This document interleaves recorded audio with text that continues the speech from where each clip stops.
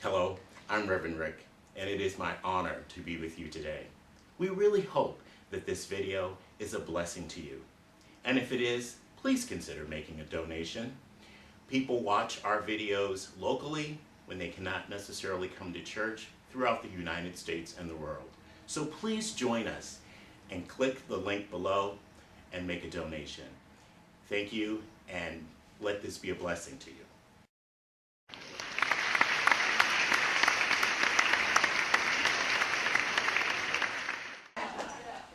Right, let's prepare ourselves. Put your hand over your eyes and open my eyes to see the spiritual truth today. Now over your ears to hear the spiritual truth today.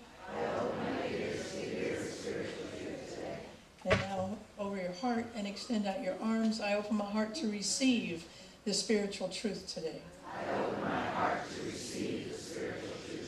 The spiritual truth that I'm working with today is that nothing real can ever be taken from you. Nothing real can ever be taken from you. You might lose your boyfriend, but you will not lose love. You might lose your house, but you're never going to lose abundance. You might lose your job, but you'll never lose creativity. You might even lose a limb, but you'll never lose wholeness.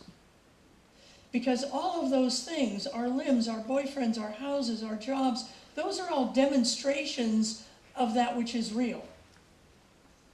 What's real can never be taken from you. See, impermanence is one of those foundational beliefs of both religious science, or science of mind, the kind of church we're in, and in Buddhism. And today we're starting to celebrate the festival of light that you are. The festival of light that you bring onto this planet that illumines everything. We're starting with Bodhi Day, which is the anniversary of the enlightenment of the Buddha, and then next week we're going to Hanukkah. We're just going to skate in before Hanukkah closes, and the following week we're going to be doing winter solstice, and by the way, we're having an additional winter solstice interactive service on Wednesday, the 19th. Then we're going to move on to Christmas. We're going to be doing Christmas in two ways. One is the 23rd. We'll talk about that, and Reverend Rick will give us our message. I'm going to be here because I want to hear his take on Christmas, and I'll be doing the Christmas message on Christmas Eve. So it's a great time to come. It's a beautiful candle lighting service on Christmas Eve, so we look forward to having you. And then we have the biggest blowout of the season for us, which is Kwanzaa, a Pan-African holiday that celebrates the many accomplishments of African-American people. And we do it not only in our service, as we do all the other holidays, but we also do it all day long. We come and have service, and then we want you to come back at 3 o'clock, and we're going to have a program here, and then a big feast. So it's a great day for us. So those are kind of the holidays. Now look, I'm not trying to be Buddhist, I'm not trying to be Jewish, I'm not trying to be a Wiccan, I'm not trying to be African American, I'm not trying to be a Christian, I'm not trying to be any of those things. I'm looking at all of those holidays with the spiritual nourishment that is available to us through the eyes of a religious scientist.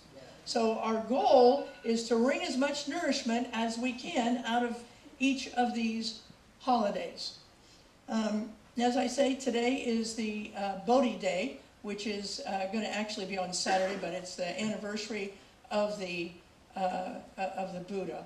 And we always have an altar, thanks to Rosemary Mayfield and Rebecca Davis, who create our altars.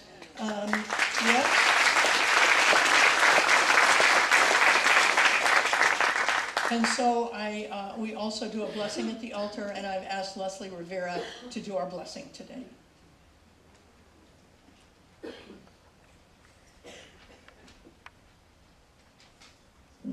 Hi, church. So, Leslie, before you get started, everybody just take a deep breath and close. This is one of the most beautiful prayers I've read in a long time, and I want you to get the full meat of it. So just close your eyes, take a deep breath, and let her take you there.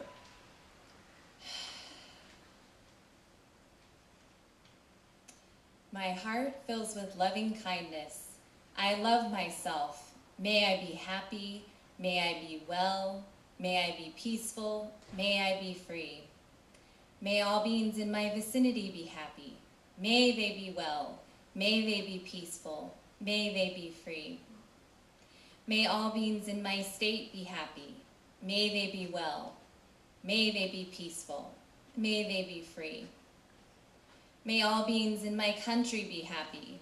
May they be well. May they be peaceful. May they be free. May all beings on my continent be happy. May they be well. May they be peaceful. May they be free. May all beings in my hemisphere be happy. May they be well. May they be peaceful. May they be free. May all beings on planet Earth be happy. May they be well. May they be peaceful. May they be free. May my parents be happy. May they be well. May they be peaceful. May they be free. May all my friends be happy. May they be well. May they be peaceful. May they be free. May all my enemies be happy. May they be well. May they be peaceful. May they be free. May all beings in the universe be happy. May they be well. May they be peaceful. May they be free. If I have hurt anyone, knowingly or unknowingly, in thought, word, or deed, I ask for their forgiveness.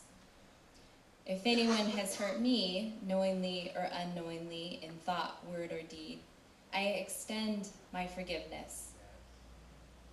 May all beings everywhere, whether near or far, whether known to me or unknown, be happy. May they be well. May they be peaceful. May they be free. And so it is. And so it is. Thank you, Leslie.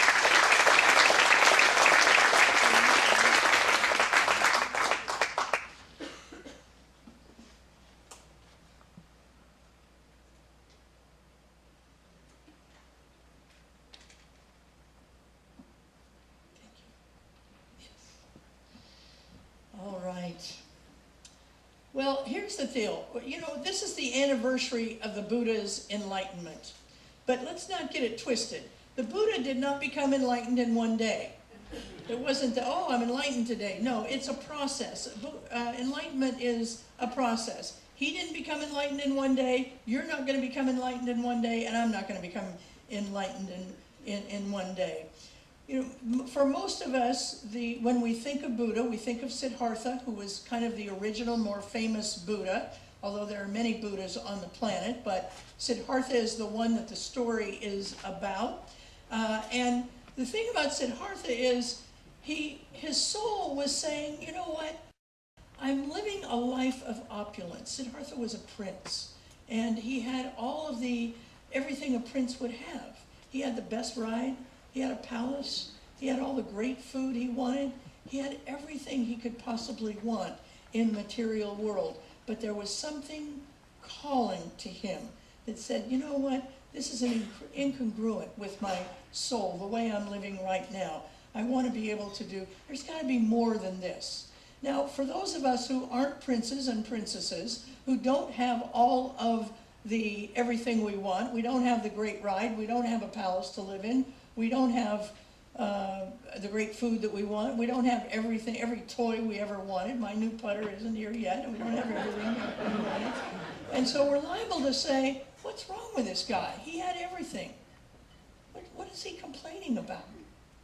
But the truth is that all of our souls know that things don't make us happy.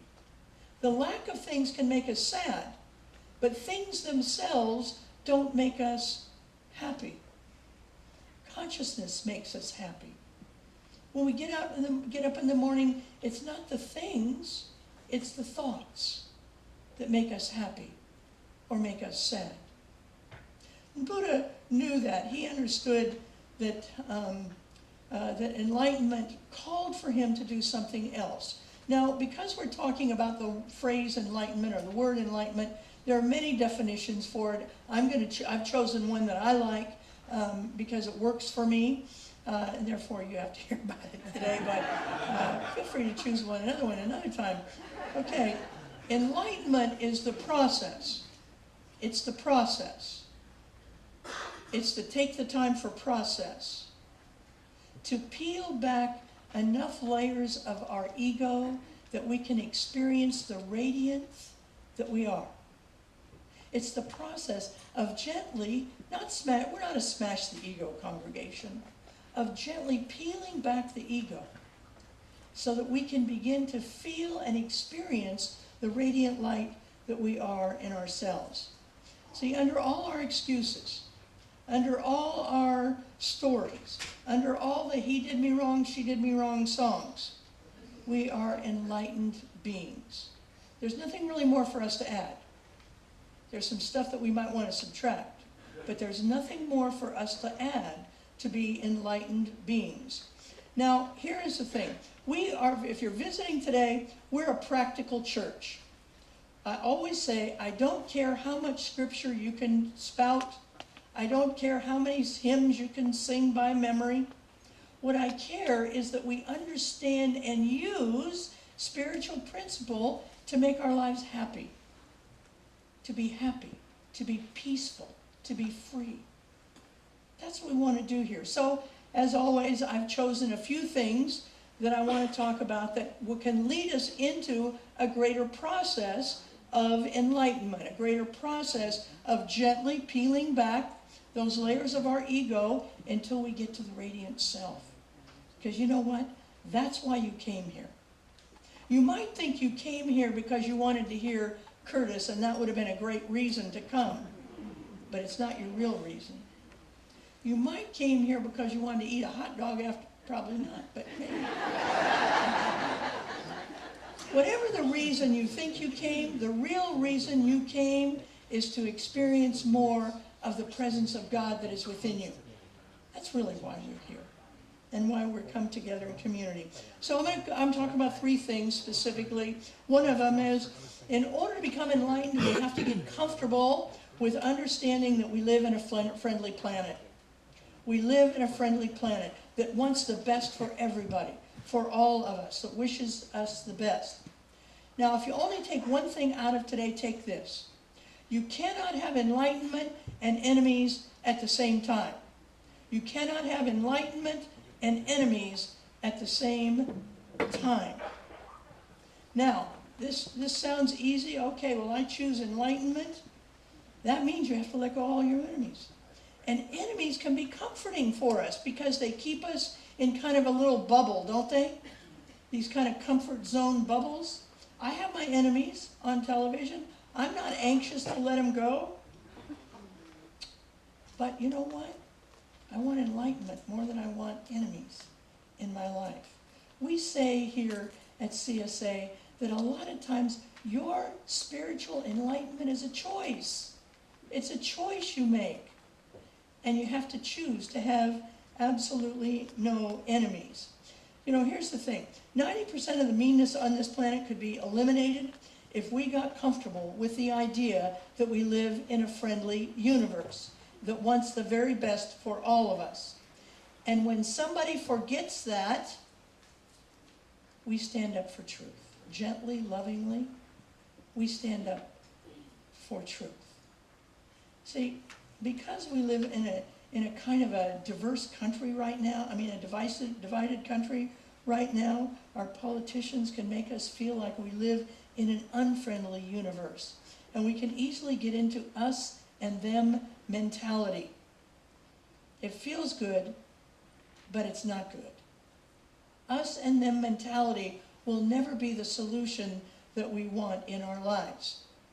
See, we got to develop a spiritually mature way of standing up for truth, of protesting, speaking up for ourselves and others when anybody is treated less than, whether it's by the cops or by ICE or by your great Aunt Minnie or by your teenager or by your spouse or by anybody. We have to develop spiritually mature ways to stand up and say, not on our watch. No, I know who I am. I'm looking for my radiant self. And you're not a reflection of it at this point. But we do it with love. We don't do it with hate. We understand that when we are in us and them mentality, we have just tagged somebody as preconscious. And that's all they are. See, everybody in this room, I bet, there may be somebody in this room, I don't want to know who it is, but there may be somebody in this room who has never behaved in a way that they tried to make themselves feel better by making somebody else feel less than. But I doubt it. Because I think we all have tried to make ourselves feel better in a preconscious way. We didn't understand what we were doing to try and make somebody else feel lower so we could feel better than or higher than in our life. Maybe we didn't do it with the same pathology that violent racists do, or that violent homophobics do, or that violent ageists do. But we've all done it. We've all done it. And when we can begin to understand that those people are preconscious, just like we were at some point in our life, we can develop a compassion that is a Buddhist way of life. We can develop a compassion that we don't have to pray for, it just spills out when we understand there's only one of us on this planet and we live in a friendly universe. The second one I want to talk about is surrender. If you really want enlightenment, we've got to learn how to surrender. Some people say surrendering is the handshake of life. And I think that might be true in our life. Now, I'm not talking about surrendering to a God in the sky that is sometimey, that might get mad at us, that might take our power away. Look, the God of our understanding doesn't want your personal power. The God of our understanding wants you to have personal power. Surrender for us doesn't mean giving our power over to somebody else. It means giving our power over to our highest self. To be the lamp unto yourself. That's what Buddha said. Be the lamp unto yourself, to your highest self. And when we can surrender to that, we can stop trying to muscle through life.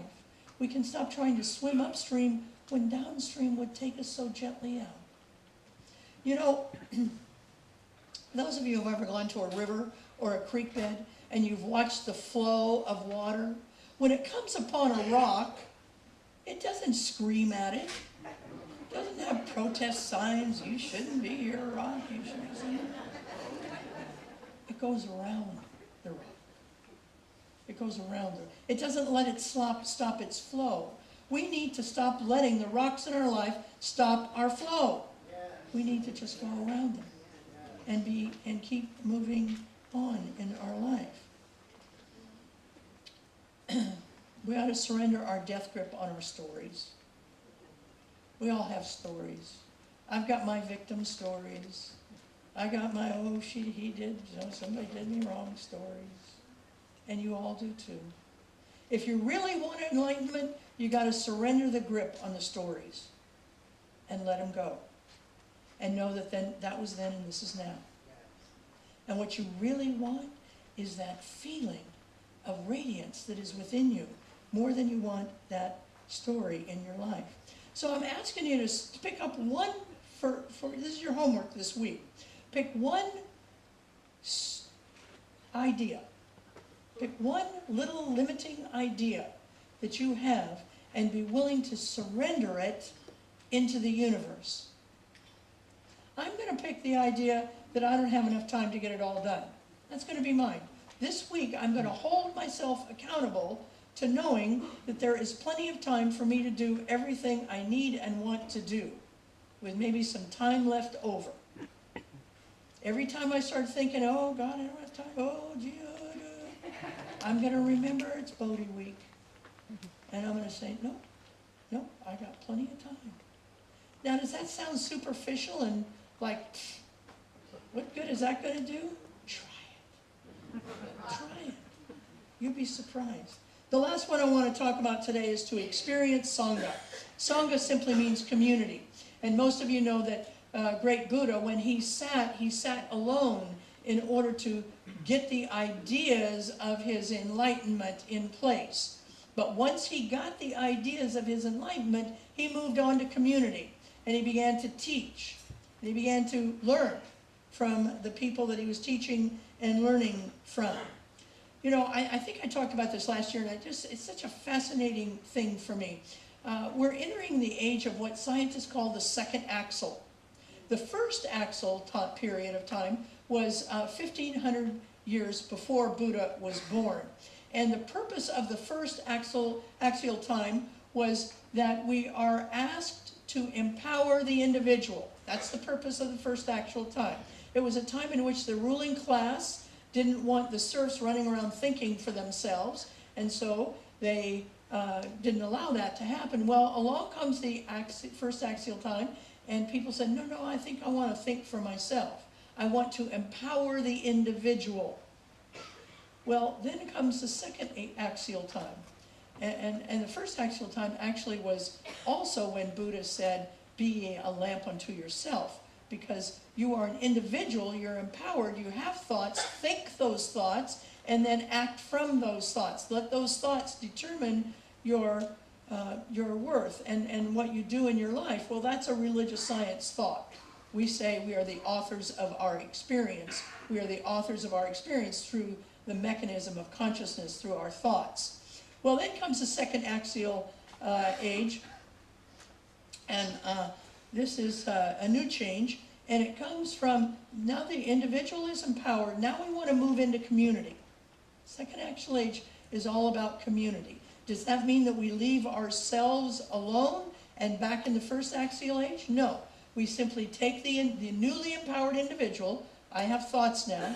I can think my thoughts. My thoughts will determine my behavior. My behavior will determine what my outcomes in life are. And so we take that individualized, that empowered individualized self, and we move it now into the second axial age, which is the community. And when we come together in community as empowered beings who care about one another, who understand that enlightenment cannot happen for an individual until it happens for the communal. That's what Jesus was saying when he said, the least of me. What you do for the least of me, you do for everybody. He knew that we have to have the whole group moving in the same direction. Well, when we do that, when we get to that point, then we understand the power of oneness and the power of oneness in community. So I have a little story I want to read to you. It's a little story that the reason I chose this story, I found it this week in my library. I chose this story because it's a story of such simplicity. And what we don't realize, I think, enough, and what is a good reason to come to church to be reminded, is that it is the little kindnesses that can change an entire person. Little tiny kindnesses that all of us can do wherever we are. Wherever we are. So at the time I was living in the Bay Area, and my mother had come to visit for a few days. On the last day of her stay, I was preparing to go out for a run. Working in a very negative environment, I found morning runs very beneficial. As I was going out the door, this is my mother, as I was going out the door, my mother said, I don't think running is so hot. You know that famous runner, he died. I started to recount what I had read about Jim Fixx and how running had probably been the contributing factor to his living far longer than most of the other members of his family, but I knew there was absolutely no point. As I started running on my favorite trail, I found I couldn't shake her statement. I was so discouraged I could barely run. I began thinking, why do I bother to run at all? Serious runners probably think I look ridiculous. I might have a heart attack on the trail. My dad had a fatal heart attack at 50 years old, and he was in better shape, seemingly, than I am. My mother's statement hovered around me like a giant blanket. My jog slowed to a walk, and I felt extremely defeated. Here I was in my late 40s, still hoping for an encouraging word from my mother, and equally mad at myself for still seeking an approval that would never come. Just as I was going to turn around the 2-mile mark and head for home, feeling more discouraged than I could recall in years, I saw an elderly Chinese gentleman walking toward me on the opposite side of the trail. I had seen him walking on other mornings. I had always said, "Good morning," and he always smiled and nodded his head. This particular morning, he came over to my side of the trail and stood in my path, forcing me to stop. I was a little miffed. I had let my mother's comment, coupled with a lifetime of similar comments, ruin my day, and now this man was blocking my way. I was wearing a t-shirt a friend had sent me from Hawaii for Chinese New Year's, and it had 3 Chinese characters on the front and a scene of Honolulu's Chinatown on the back. Seeing my shirt in the distance had prompted him to stop me, and with limited English, he pointed to the letters and excitedly said, "You speak?" I told him I didn't speak Chinese, but that the shirt was a gift from a friend in Hawaii. I sensed he didn't understand all of what I was saying, and then, very enthusiastically, he said, "Every time see you, you very good, you very fast." Well, I'm neither very good nor very fast. But that day I left with an unexpected bounce in my step. I didn't turn from the trail where my previous dark mood had intended, but continued for 6 miles, and you know, for that morning I was very good. I was very fast in my spirit and in my heart. Because of that little boost, I continued to run, and I recently finished my 4th Honolulu Marathon. The New York Marathon is my goal for this year. I know I'm never going to win the race, but now when I get any negative feedback, I think of that kind gentleman who really believed, "You very good, you very fast."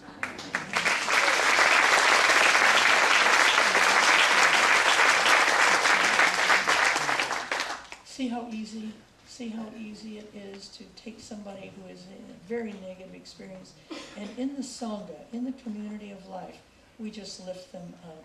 So I encourage us this day to take the love you feel here. I mean, I hear people say, "I love coming to church just to be greeted by the ushers." That's enough of a reason to come to church, because the love is palpable in this church. Take this out. Take it out. Look for ways this week to encourage somebody. Maybe, this is a frightful time for parents with young children in grocery stores and Walmart, and it's a frightful time. So just go up and give them a little encouragement. I know you're going to live through the season. No, whatever you can do, because you're powerful beings. Let's take this message into prayer. There's only one power, and it's the power of Buddha, the power of love, the power of joy, the power of connection. I give thanks for that. I release this word into the law, and together we say, and so it is.